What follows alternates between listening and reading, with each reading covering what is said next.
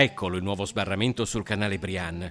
Poco più di 2 degli oltre 15 milioni di contributi VAIA assegnati al Consorzio di Bonifica Veneto Orientale dal commissario delegato della regione sono stati destinati al ripristino di questo sbarramento tra i comuni di Caorle, Raclea e San Stino di Livenza.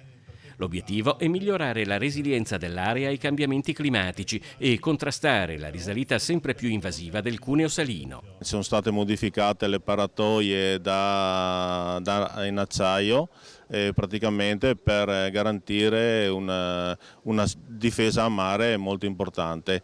Ricordo che qui siamo proprio a confine sulla litoranea veneta, che praticamente per noi è mare, mentre a monte riusciamo a trattenere l'acqua dolce per le coltivazioni. Lo sbarramento riveste un ruolo cruciale nella gestione delle acque dolci di monte a beneficio di circa 30.000 ettari di superfici agricole.